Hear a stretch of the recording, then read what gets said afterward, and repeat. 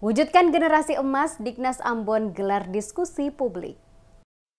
Pemerintah Kota Ambon berkomitmen mewujudkan generasi emas Kota Ambon dan Indonesia pada tahun 2024. Untuk mendukung program dimaksud, Dinas Pendidikan Kota Ambon menggelar Forum Diskusi Publik atau FDP berlangsung pada Jumat 17 Mei 2024. FDP ini bertujuan meningkatkan kualitas dan kuantitas dunia pendidikan di Kota Ambon. Penjabat Wali Kota Ambon, Berwin Watimena, saat membuka acara tersebut mengatakan, diskusi publik yang digelar sejalan dengan visi misi untuk menciptakan generasi emas pada 2045 mendatang. Watimena menyadari bahwa untuk meningkatkan kualitas pendidikan tidak hanya tanggung jawab dari Dinas Pendidikan semata, tetapi perlu keterlibatan dan dukungan kerjasama pihak terkait sehingga mampu melahirkan generasi emas di Kota Ambon yang mumpuni, mampu bersaing dengan daerah lain, bahkan bersaing di tingkat internasional. Sebenarnya intinya adalah bagaimana kita merumuskan berbagai kebijakan untuk terus memperbaiki pembangunan di bidang pendidikan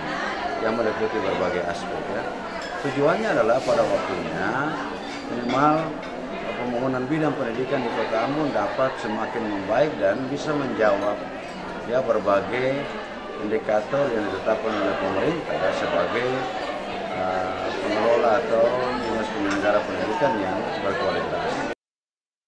Pada kesempatan yang sama, Kadis Pendidikan Kota Ambon, Ferdinand Taso, menyebutkan tujuan penyelenggaraan forum diskusi publik untuk mendapatkan berbagai masukan dan pendapat dari berbagai pihak yang nantinya diaplikasikan dalam dunia pendidikan. Dalam diskusi tersebut juga dibahas terkait dengan penerapan kurikulum Merdeka Belajar di sekolah. Taso berharap kegiatan FDP ini menghasilkan berbagai ide sehingga berdampak positif bagi dunia pendidikan di Kota Ambon lebih maju, sehingga menghasilkan generasi muda yang mampu bersaing dengan daerah lain.